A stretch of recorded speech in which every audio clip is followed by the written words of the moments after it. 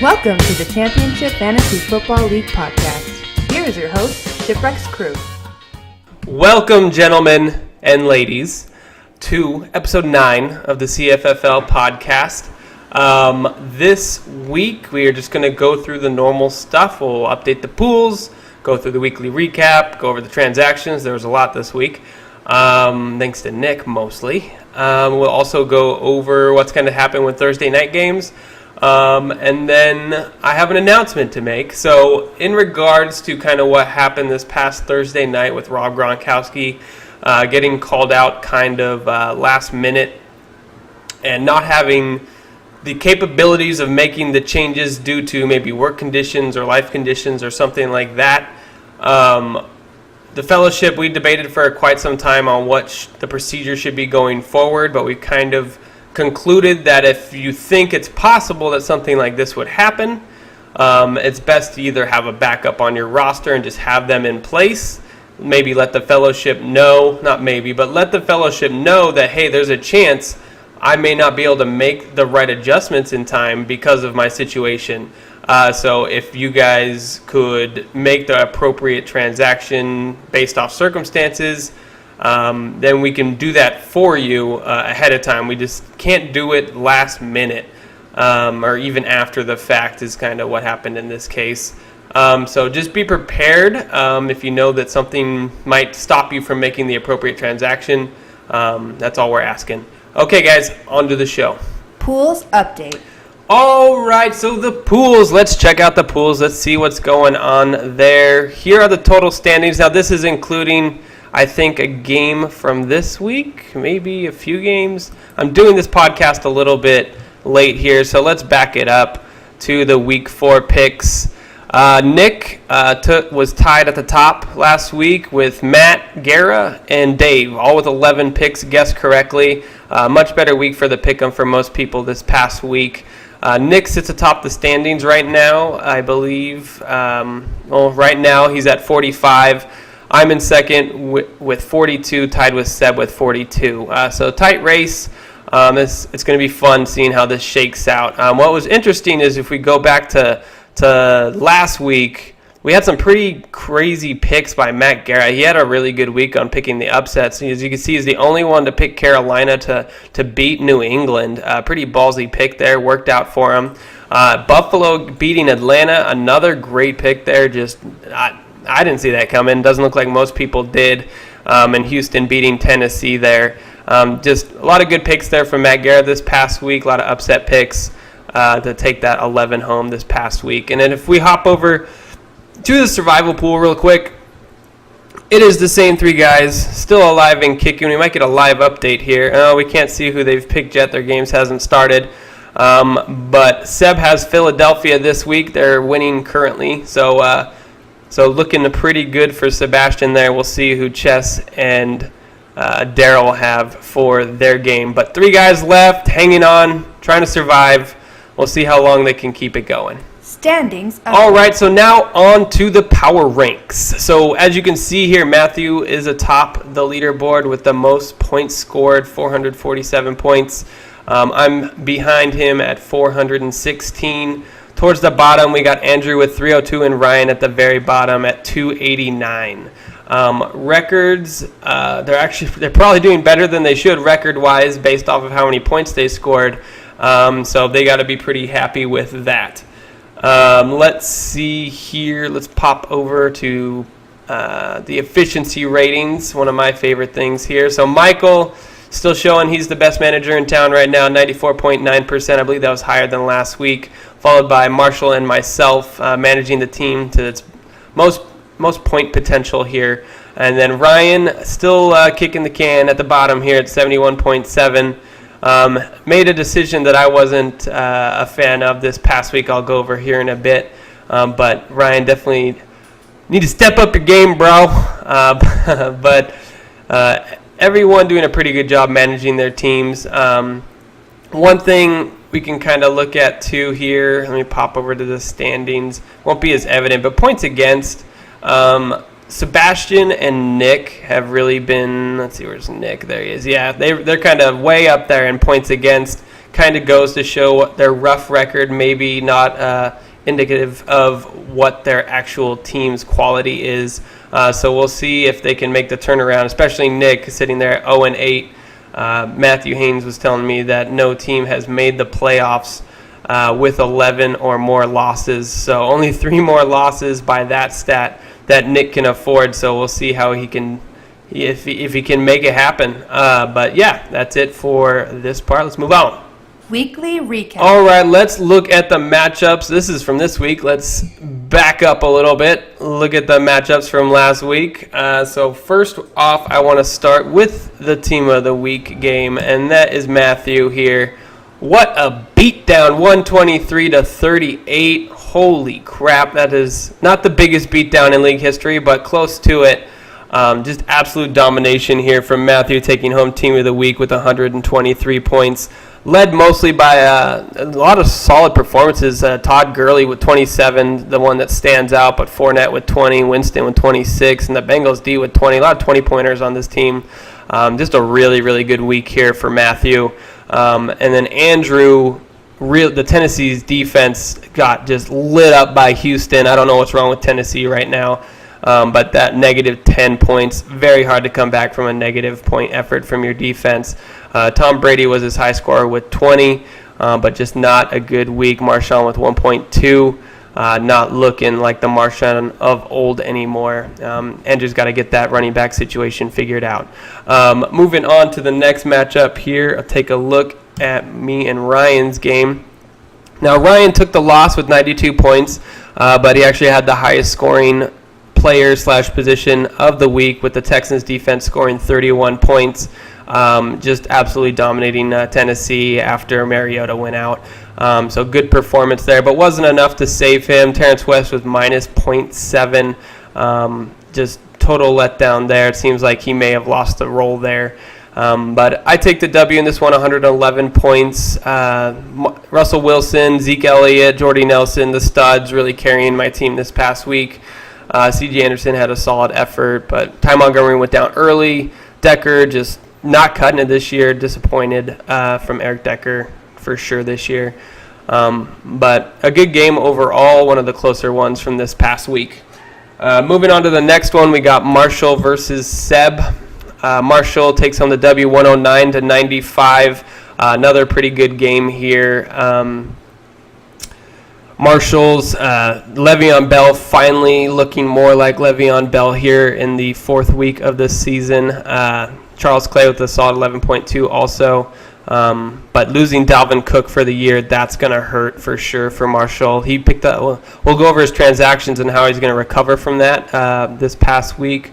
But strong, solid team, pretty much as always from Marshall here. Seb has the tough luck. Losing this one despite scoring 95. DeMarco Murray, big disappointment on his roster. Chris Thompson magic finally came to an end. And so that just was kind of the end to the magic here for Sebastian. Greg Sirline put up 29 points. Absolutely ridiculous amount of points here, but it wasn't enough to save Seb from the loss on this one. Next up, we got Mike versus Dave. This was a stink fest. It was a close game. No one really had much going on here. But Michael takes home the W with 77 points, led by, I guess, Jordan Howard with 12.3. Sean McCoy scores 10. The big difference maker here, probably the Cowboys' defense against the Rams, scoring -6 for Dave. The Rams offense showing that it's for real, and the Cowboys defense showing that it's pretty terrible. Aaron Rodgers played solid. Freeman, his main guys did their thing, but Amari Cooper definitely the biggest letdown over here for Dave. I mean, 0.9 points. Just Amari Cooper, big disappointment this year. That's for certain. And, I apologize. I just remembered one thing I wanted to touch on. Touched on it earlier in the podcast, but Ryan Bilal Powell sitting on the bench here with 25 points up against the Jaguars with Matt Forte out. I don't know about you guys, but personally I would have started him over Terrence West in the Pittsburgh defense that's been fairly good against the run the last couple of years. If he would have started Bilal Powell, he would have beat me. Just an interesting thought there. All right, back to where we were. Let's hop back over here. We got Matt Guerra versus Chess. Chess takes home the W, 91 points against Matt, 74. Good effort from the Lions defense against the Vikings, scoring him 20 points. Kareem Hunt having a calm day for his standards, but still scoring 12, and Kelsey came back with 17 points.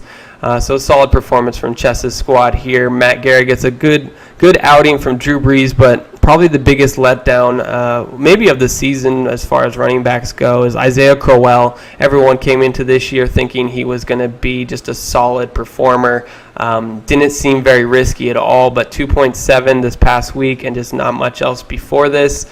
The Crow definitely needs to turn things around if Matt Guerra's team's going to have a chance this season. Moving on to the final matchup of the week, we got Nick versus Daryl. Daryl takes home the W, 96-86. Nothing too crazy. Lamar Miller kind of rises back from the depths, scoring 25, and DeAndre Hopkins scores 16 as that Texans offense just exploded this past week with Deshaun Watson at quarterback. Definitely a good sign for Wash's team here. And then Nick gets a disappointing performance from Cohen, Gillislee, Stafford, just not cutting it. Julio went down early. That doesn't help either. But his team looks very, very different than what it did this past week. Hoping a shakeup will turn his luck around, sitting now at 0-8. So let's get into those transactions and see what happened this past week. Transaction report. All right, so I'm going to start with the waiver wire. So we had some major fab go down this past week.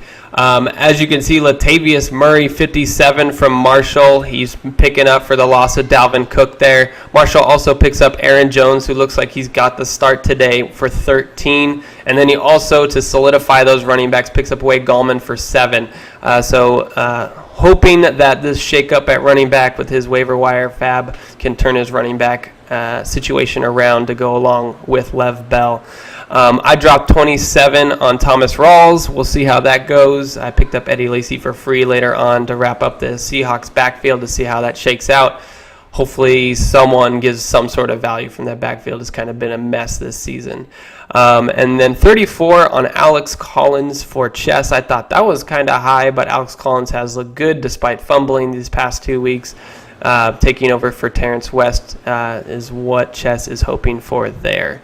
Funches for 10, solid pickup there. I picked up John Brown for 3, but he ends up not staying on my team. But that's really it for the waiver pickups. Now, the trades is where things went bananas this past week. So before the week even started, we had a trade, or the waivers went through, that is. Matthew traded with, I think it was Washington. Apparently I don't have it down here in my notes. It was Washington, yeah. So he traded Melvin Gordon, Kelvin Benjamin. This is Matthew. Traded Melvin Gordon, Kevin Benjamin, Jesus, and a 10th round pick to Wash for McCaffrey, Hopkins, and a 5th. I like that trade quite a bit. For both teams, it makes sense. I kind of side with Matthew on this one because he's picking up the 5th round pick. McCaffrey, a downgrade from Melvin Gordon, debatably. But DeAndre Hopkins looks like he's may go back to his old ways, just getting peppered with targets from Watson. So good pickup for Matt there. Then I had a small trade here with Chess, giving up Jamal Charles and Derrick Henry for Jarvis Landry. I needed some wide receiver help. I have no consistency from wide receivers this year in my 2nd or 3rd slot. So hopefully Jarvis can do that for me. Jamal Charles, Derrick Henry give Chess some running back depth, who was looking really strong at wide receiver. Then later, a trade to, let's go up here. Trade to Nick. I pick up Chris Hogan from Nick for Abdullah and John Brown. Again, addressing my wide receiver needs with giving up some running back depth. Nick picks up some running back depth, and as you see, turns it around real quick. Nick then trades Abdullah and Julio, big trade here, to Ryan for Ajayi, Dez Bryant, and Terrell Pryor. Nick came out big in this one, in my opinion, picking up Ajayi, who I think should bounce back. Dez Bryant, he has an easy part of his schedule coming up. And Terrell Pryor showed a little bit of signs of life last week, so could be a nice trade at this point, but doesn't last long. Nick ends up trading Jay Ajayi the next day and Des Bryant, who he just got, to the cleansing for DeMarco Murray and T.Y. Hilton. I think Seb absolutely kills it in this trade. DeMarco Murray, Jay Ajayi, you can call that a wash, but Des Bryant over T.Y. Hilton, who doesn't have Andrew Luck, huge upgrade there. Nice trade by Seb.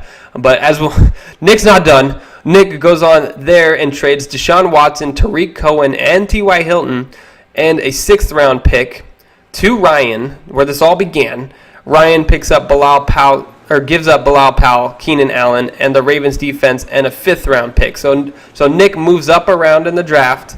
He picks up Keenan Allen instead of T.Y. Hilton. I would call that an upgrade. Picks up the Ravens D and Bilal Powell. Now, I like Tariq Cohen more than Bilal Powell for rest of the season, but maybe a pretty close wash there. Ryan gets some quarterback help. It's a pretty balanced trade. I definitely like Nick acquiring Keenan Allen here. Barring health, he should just be solid. Like, you just put him in there. You don't even care who he's playing. He's going to get targets like crazy from Phillip Rivers. So just a freaking flurry of trades this past week, mostly from Nick. A lot of movers and shakers. This is kind of the time of year we see a lot of trades like this. So it's going to be incredibly interesting to see how these trades go for each team the rest of the season. And maybe, just maybe, we have a rape whistle amongst these trades. We will see. But let's go on to this week's matchups as of the Thursday night games. Thursday recap. Okay, so it's going to be a little hard to just focus on those other games as games have already kicked off for this week. So I'll just kind of go over some of the highlights. I had Chris Hogan going. He scored 13.4, got me off to a good start after acquiring him, getting finally some love from my wide receiver too this past year. Sebastian had Doug Martin going for the first time this year. That looked like a good start. And maybe that'll be enough to really get his team going here with the addition of Ajayi as well. I don't think Michael had anyone going Thursday night. No, so let's pop over to Dave.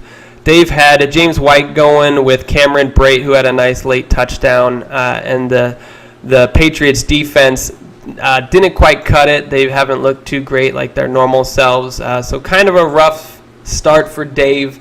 We'll see if he'll be able to hang in there against Marshall this week. Marshall had Cooks going, scored him 8.5. Can't complain too much about that. Jameis scored Matt 18 points, nothing too crazy. And that was up against Ryan. So we'll see how this matchup turns out.